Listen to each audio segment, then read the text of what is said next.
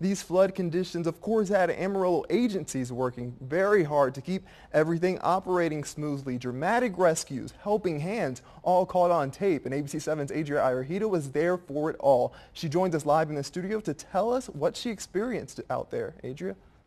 Yeah, that's right, Steve. And I spoke with residents who say this flooding is unlike anything they've ever seen here. I was out on Sonsi Road earlier this morning, and according to APD, the water was 2 feet deep, and that wasn't even a lot compared to other parts of town. Take a look.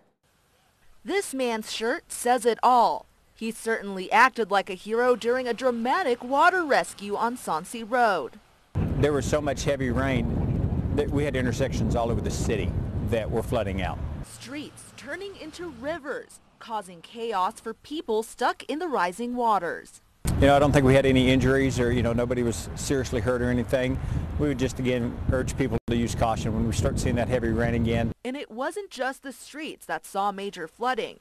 McDonald Lake engulfed most of John Stiff Memorial Park and almost spilled out onto Coulter. Our system and our pumps just can't keep up with that kind of rainfall. City engineer Mark Reed says crews are working on pumping the water out as soon as possible. But he says the process will take some time, and it could be weeks before the park goes back to normal. When we pumping 3,000 gallons a minute with the size of this lake, that means it's only going to drop about a foot or so a day probably.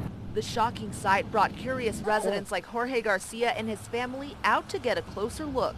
Well, in a way, I think it's awesome because it's a lot of rain, but we need it. Yeah.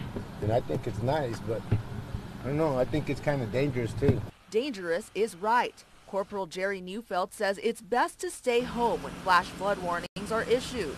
And with the storm clouds still looming over the Amarillo sky, he says he wants folks to be prepared. It just depends on what happens tonight. Just try to warn people when they see this water rushing and rolling across the road, turn around, don't drown, as the slogan is. It's just not worth it. Yeah, and the rain may have stopped for now, but if you do go out, you're asked to take caution as it takes a while for the high waters out there to clear out completely. Reporting from the Kennedy Broadcast Center, Adria Irahita, ABC